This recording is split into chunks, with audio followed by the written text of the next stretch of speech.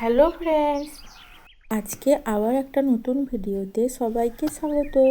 আজকে আমি এমন একটা জিনিস তৈরি করব, এটা করতে কোনো খরচাই লাগবে না। এটা আমরা ঘরে সাজিয়ে রাখতে পারবো। এটা দেখতে খুবই ভালো লাগবে। এটা আমরা ঘরের যে কোনো কোণে সাজিয়ে রাখতে পারি, আবার টেবিলের উপরেও সাজিয়ে রাখতে পারবো। এটা দেখতে খুবই সুন্দর লাগবে। এটা আমরা খেলার ছলেই বানিয়ে নিতে পারবো। এটা আমি একদম সহজ পদ্ধতিতে বানিয়েছি। এটা তৈরি করতে কোনো খরচই হবে না। বাড়িতে পড়ে থাকা কয়েকটা উপাদান দিয়েই এটা তৈরি হয়ে যাবে। তো তোমরা প্রথম থেকে শেষ পর্যন্ত ভিডিওটা দেখতে থাকো। আমি যেভাবে করছি ঠিক এইভাবে করলে এটা সুন্দরভাবে তৈরি হয়ে যাবে। এই জিনিসটা পুরোটাই বাড়িতে পড়ে থাকা জিনিস দিয়ে তৈরি।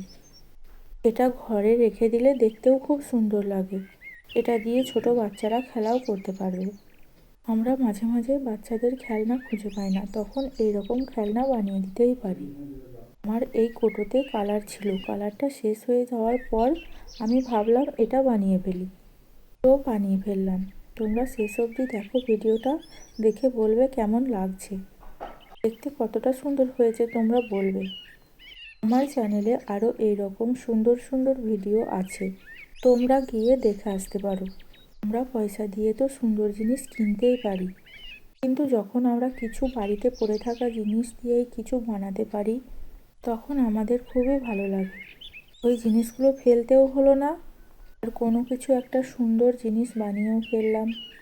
ভিডিওটা দেখতে দেখতে তোমরা চ্যানেলটা সাবস্ক্রাইব করে দাও, আর একটা লাইক করতে ভুলো না।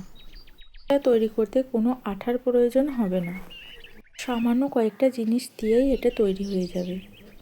তোমাদের এই রকম কেমন ভিডিও ভালো লাগে তোমরা কমেন্টে বলো, আমি নিয়ে আসার চেষ্টা করব। দেখো তো জিনিসটা কেমন হয়েছে। তোমাদের কাছে যদি দড়ি না থাকে তাহলে আঠা দিয়েও বানিয়ে নিতে পারো এই জিনিসটা। এবার বলো দেখতে কেমন হয়েছে। এটা আমরা ঘরের যে কোনো জায়গায় সাজিয়ে রাখতে পারবো। দেখতে দারুণ লাগছে।